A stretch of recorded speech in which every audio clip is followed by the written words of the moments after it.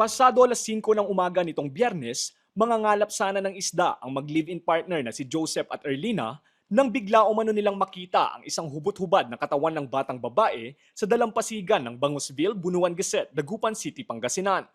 Kwento ni Erlina, inakala umano niya na manika ang kanyang nakita ngunit nang lapitan, nakumpirma niya na isang bangkay nga ng batang babae ang nasa dalampasigan.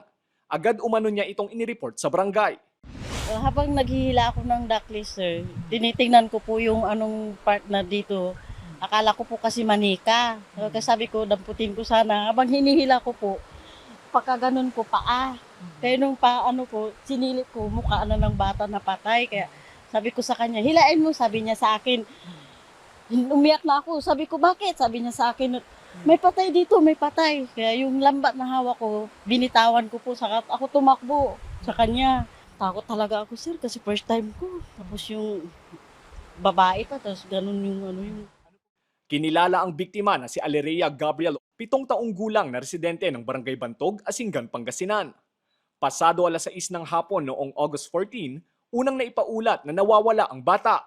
Sa investigasyon ng pulisya, isang white Fortuner ang nagtungo sa bahay ng biktima at dito umano isinakay ang bata. Batay rin sa inisyal na physical inspection ng PNP at SOCO sa katawan ng bata, nakitaan ng 3 gilit sa leeg ang biktima. Nung nakita po natin, nag-conduct po ng initial examination yung SOCO and yung medical legal officer natin. Nakita nila na may tatlo pong gilit yung leeg po ng bata. Then nalaman namin after namin na mag-conduct ng further investigation na itong bata po pala, ito yung nawawalang bata doon sa Asinggan. Initially nakipag-coordinate tayo sa Asinggan Police Station and nalaman nga natin kung paano nawala yung bata.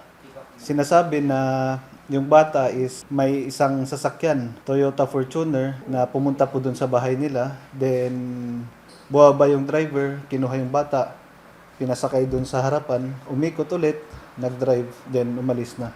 Nangyari po yung pagdakip doon sa bata, mga alas 6 na po ng hapon. Sinubukan ng news team na kuhanan ng pahayag ang ina ng bata pero hindi na muna ito nagbigay ng pahayag. Samantala, may person of interest na ang PNP sa nangyaring insidente. Lumalabas na kaanak umano ng biktima ang may gawa sa karumal-dumal na krimen.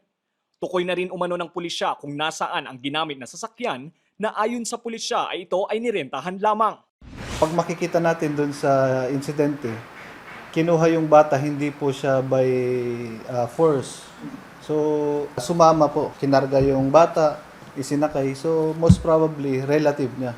Ngayon, may persons of interest tayo. Ito po kasing mag-asawa, yung mother ng bata at saka father ay hiwalay na po. So, ang nakikita natin ngayon is malamang malapit po sa bata. And yun nga, doon sa investigation po natin, yung nag-rent ng car is iisa po doon sa father ng bata. Yun po yung masakit pero yun po yung lumalabas. Patuloy na nagsasagawa ng malalimang operasyon ng pulisya upang matukoy ang kinaroroonan ng mga sospek. Sa inilabas na press statement ng Pangasinan Police Provincial Office, tiniyak ng PPO na hindi titigil ang kapulisan hanggat hindi nakakamit ang hustisya. Nanawagan din sila sa publiko na makiisa sa pagbibigay ng impormasyon na makakatulong upang mapabilis na marisolba ang kaso. Samantala, nanawagan naman ang pamilya ng biktima na itigil na ang pagpapakalat ng mga litrato at videos ng biktima, lalo na ang mga nakuhanan sa mismong dalampasigan bilang respeto sa kanilang pagdadalamhati. Lester Narag, Balitang Solid North.